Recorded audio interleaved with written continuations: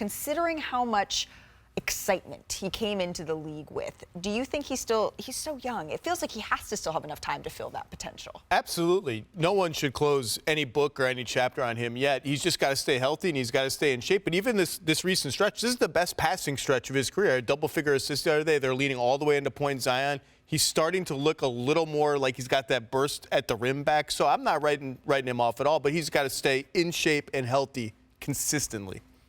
I mean, that will be the tale of his career, how he handles those things. But the talent speaks for itself.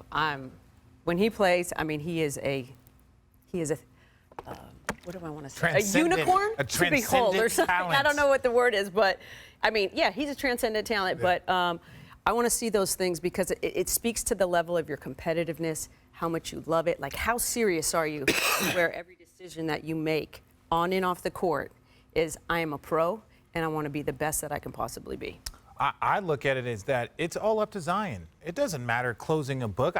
Whether we got a book open or closed, or it doesn't matter what we view him.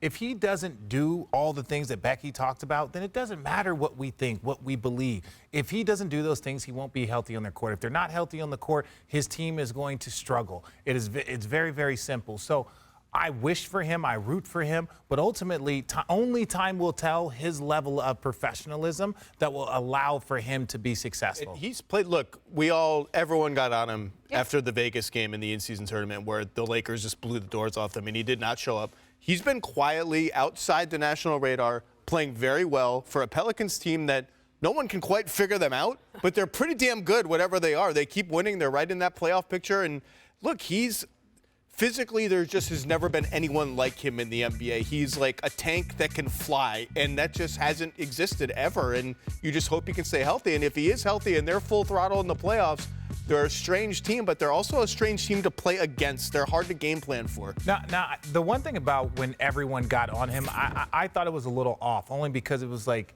his team still got there. His team and them, they still played well enough to be in that position. A lot of teams didn't make it there. A lot of teams got upset. So he gets there, and it's just like playing in your first playoff game, your first playoff series. Jason Tatum last year in his first playoff, or a couple years ago in his first NBA Finals. Sometimes, there's just a lot there. You're playing against the Lakers. You're playing against LeBron. It might be a little much, but then you looked at it and you're like, hey, he doesn't look like he's in great conditioning. So that's something that he needs to improve on. But all of the, I don't want to say intense, how they were scrutinized, I thought that was a little bit unwarranted. Yeah. Because they've continued to put together a pretty good season thus far. If he stays healthy, gets in elite shape, he is a matchup problem that there is no answer to because he's such a unique player. So their season really hinges on that. Zach, you said point Zion. We first heard that under Van Gundy, obviously. Do you think that's is he a point guard now? Is that the best way that he's used?